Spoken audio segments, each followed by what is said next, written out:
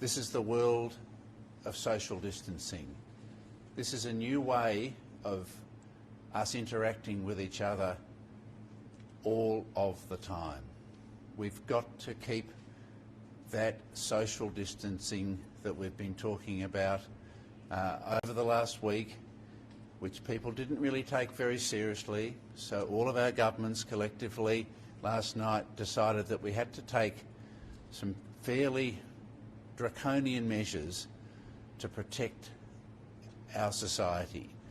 Because the way to protect our society from this pandemic is to slow very significantly community transmission in Australia. Certainly we have to stop the imported cases and they will slow down, but the challenge in coming weeks and months is to stop and slow and control community transmission. We have to make sure that everybody who gets the virus, most of them will be pretty well and not be too sick, but they must be quarantined.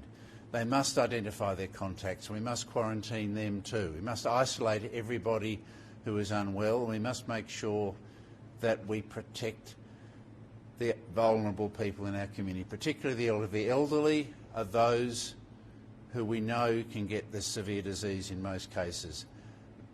Those young Australians who might have a cavalier attitude about, well, if I get this virus, it doesn't matter. Just think that your transmission or your spread of this virus could lead to a serious and even fatal disease in one of your elderly relatives or friends. Fortunately, we've only had 7 deaths in Australia, one of the lowest death rates in the world. Very good evidence that we are capturing a lot of cases. We've tested over 35,000 tests now, and still a very low positivity rate, which is good. But the numbers are increasing. We need to stop and slow and control transmission. Thank you. Professor, to go to the issue of schools, there are a number of issues that the community clearly don't understand, whether that's a communication issue, it's not for me to say, but they are primarily, one, that they don't understand the difference between not allowing their child to be in a group at the mall versus being allowed to be in a group in the classroom. 2, that your measures don't consider the risk to teachers. 3, that they're concerned that the children, because they go on public transport and are out and about, will bring the virus home.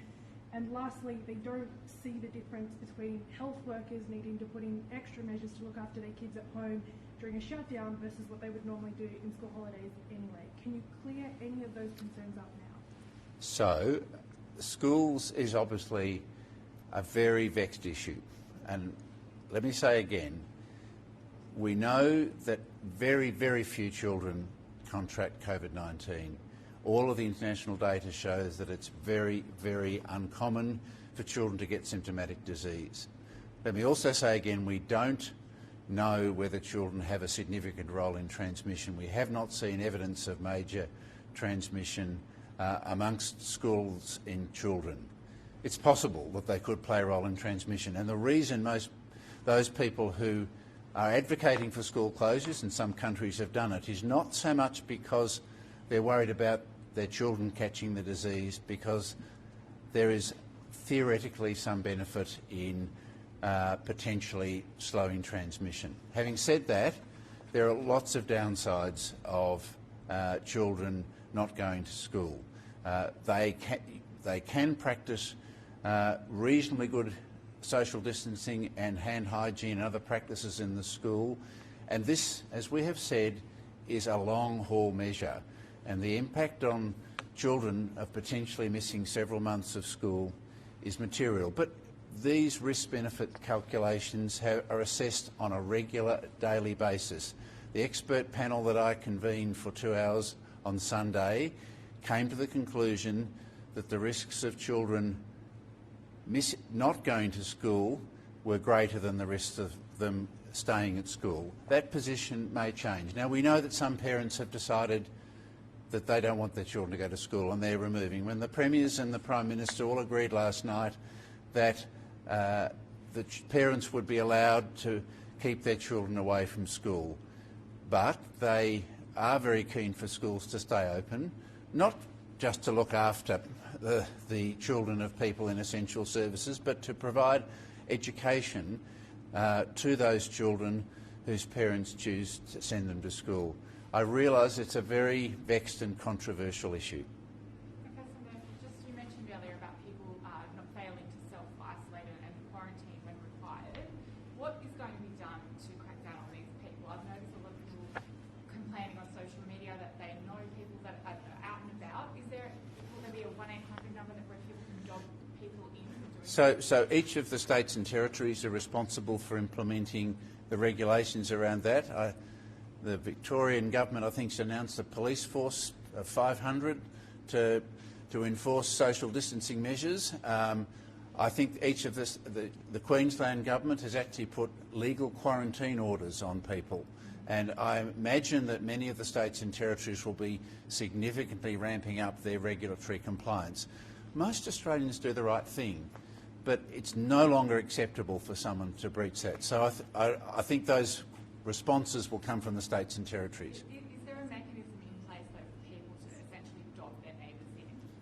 That's certainly something that we are looking at, and again I think it will be done at a state and territory level. Professor, you've mentioned several times now, in particular young people having a cavalier attitude to social distancing.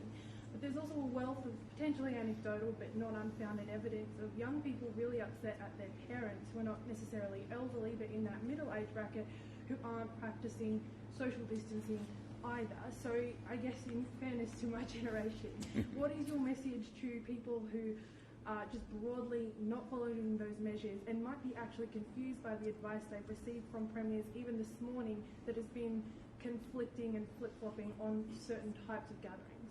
So there may be minor differences in the interpretation, but the message is very clear. You do not get close to people other than in your family, and you do not go to places where lots of people can gather and get close. It's pretty clear now, and I absolutely agree with you. It's not just young people. I was saying young people have often been quoted as saying, well, I'm going to not get a serious disease, so it doesn't bother me. Older people, people of my age, are more at risk of serious disease, but we all have the social responsibility to slow the transmission of this virus. This is serious business now. Nobody can take this in a cavalier way. We've got a significant growth in case numbers, and we can really bend that curve and slow it back down if everybody does the right thing, because we know that one infected person in one wedding in Sydney infected 35 other people. That's what can happen at a social gathering where people don't obey the rules. So I absolutely agree with you. This is not, I'm not just directing it at young people, I'm directing it at every single Australian. You are putting the vulnerable people in the community at risk if you don't toe the line. Knuckle down, get on with your life, but change the way you interact with people. This is a long haul. We've got to all do it. On testing, it's been said by your colleague, Professor Kelly, last week that it's important while there is this shortage to kind of get bang for your buck out of the people you test, hence the criteria. Now that we have more tests coming, is there any value in potentially massively ramping up and expanding, having widespread testing now to potentially slow the curve and hope that a further testing method is delivered down the line that we can use? So we are continually reviewing the testing criteria. We are expanding them already to look at aged care workers, healthcare workers, where there's a serious risk of them transmitting. We've also set up what we call sentinel testing. So we're sampling the community to pick up anyone with a flu-like illness and test them to see whether we are seeing undetected cases. And we know that, in fact, the testing is done more liberally than the criteria at the moment. We know a lot of the tests that are being done actually have been a bit loose in the interpretation of the criteria, and in a way that's good because we still have a very low positivity rate, one of the lowest in the world. But we will need to expand our testing criteria. We are getting good indications of significant expansion in testing capability, and the testing is being expanded, and that's being reviewed every day. At the moment, though, we can't test everyone with a flu-like illness. We have to be risk stratified in our testing. Could you just unpack that sentinel testing idea, where it might be happening, what the benefit of that does? Well, we've always had sentinel testing. For example, every flu season we have a number of general practices around the country that we contract with them, to test everybody who comes in with a flu-like illness or any upper respiratory, even if they don't really need the test for their treatment, just to see what's in the community. So we've added COVID-19 to those. So that range of general practices that are testing every person that comes in, and that will give us a read if we're seeing examples of transmission that we haven't seen. One more question? Yeah.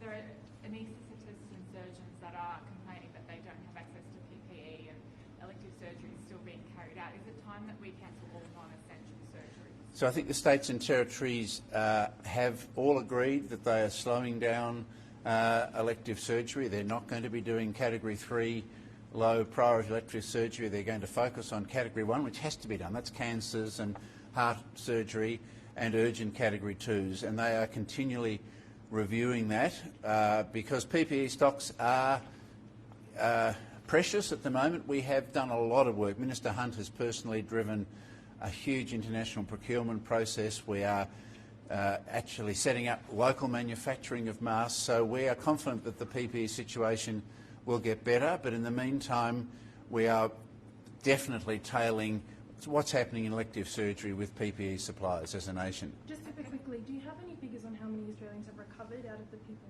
tested? I don't have current figures, but we know, as I said, that most people in Australia have very, very mild illness. We probably will no longer be doing viral clearances. If people are well for a few weeks, we can assume that they're cleared. It's probably a waste of a test, but we know that most people are well. Only 7 deaths in a large outbreak is very good, and we've had still very few people requiring intensive care relative to other countries, and that all suggests that we are picking up the majority, or certainly a greater proportion of the cases in Australia than some other countries. Thank you.